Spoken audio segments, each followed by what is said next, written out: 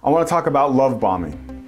To me, love bombing is when you take love and you use it to manipulate other people in order for them to believe, or in order for you to believe their ideology. So what do I mean by that? Okay, well, if you look at cults and you look at religions, a lot of times they're using love as the mechanism to bring people in to their way of thinking. Now, as human beings, we need love.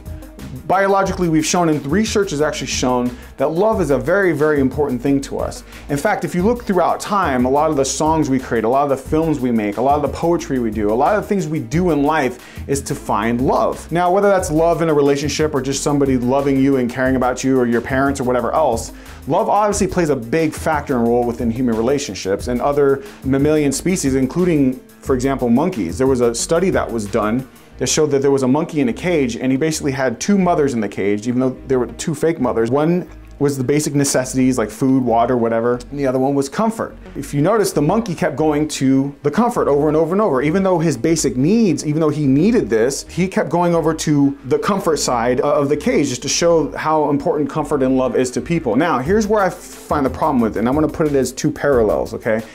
I want you to look at it as a representation of like when you're in a relationship and when you're within a cult and a religion, okay? So let's take the relationship for a minute. A lot of times people get into bad relationships, especially people that don't value themselves or love themselves enough. What they do is they find people to give them the validation, that love, and sometimes they're not actually finding people that are actually good for them all the time. They're just finding people that are going to appeal to their basic love triggers and love mechanisms. And oftentimes that person is now using love against that person. That person is now controlling that person. And that person has a really hard time seeing the controls that are happening within that relationship. And you know, there's a lot of times you can talk to this person and say, hey, look, this may not be the best thing for you, especially if it becomes violent and especially if it becomes detrimental to their health. And yet sometimes they still can't see it because they're caught up in that love or what they perceive to be love mentality. Okay, so let's go back to cults and religions. A lot of times you obviously know that a lot of ways they pull these people into their thinking is using love. That the group leaders or the people within the group make you feel love, make you feel like you're a part of a community. There's that social bonding, there's that need to feel like you're a part of something, which is normal. We're social creatures, we need that. So a lot of times you get into that thinking and it feels like this is your new family, and they feel like, wow, you know, these people are really caring people. They keep talking about love and how important it is to help one another. It's tapping into your emotional reasoning, okay, for you to feel like that the group is actually there to help you, okay? Now, we also have things beyond that, that's supernatural, that we perceive to think that they love you, okay? Like, for example, people say, well, God loves you.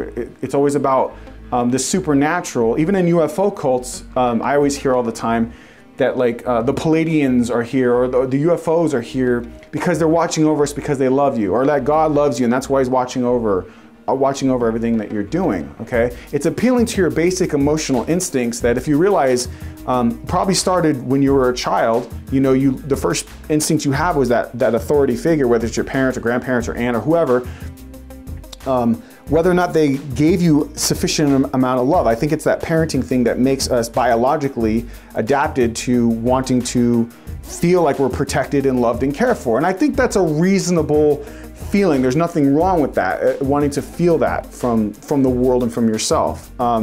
Sometimes people, when they feel this way though, they have a very hard time thinking outside of themselves or thinking outside of the groupthink mentality. And just like when you're in that relationship and something's happening to you, they're not thinking in a logical manner. You try to tell them, hey, look, maybe this isn't the best idea. Maybe these aren't good ideas. They have a cognitive bias to it because, and I think one of them that creates it is that emotional cognitive bias of saying, oh, no, these people love me. This is love. This is what I need to feel. It's a disconnect from that. It's like, wait a minute, I thought this was love.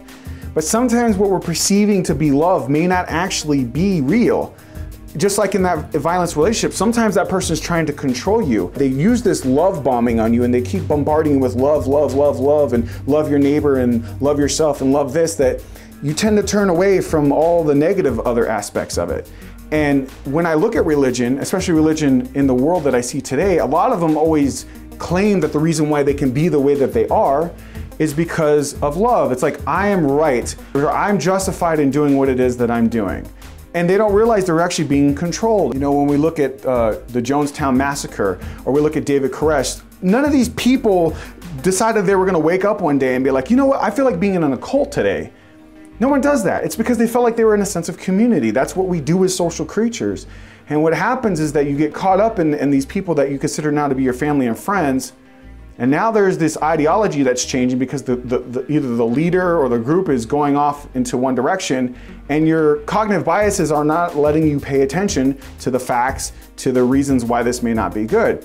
And there's been study after study that's shown many, many times that human beings will follow the group even though they know the group is wrong. There's been many experiments done that an individual has a very, very hard time thinking outside of the group, even when it's wrong. Well, think about it. When you're adding love, they're manipulating your basic instincts for love to keep you confined within that group, and you have a hard time thinking outside of it.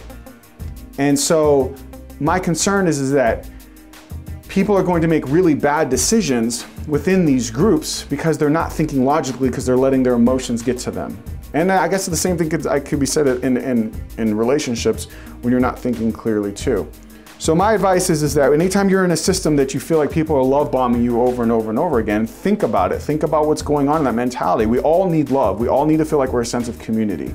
And we all want to feel like we belong. And sometimes we're vulnerable when we feel alone, when we feel depressed, when we feel insecure about ourselves, that we'll just listen to people that want to tell us what we want to hear, and we'll give up our own mental faculties and our own reasoning to feel like we belong within these groups. We're all guilty of it. You know, we just have to think a little bit better about it and hopefully make better decisions and not let the group dictate everything we're trying to do. So I'm Ben Fama Jr. This is Think It Freely. If you have a question, hit me up on Twitter, Ask Ben Fama Jr. Hashtag Ask Ben Fama Jr. Hit me up on Facebook, YouTube, whatever. I'll answer your questions as soon as possible, and please subscribe. Thank you.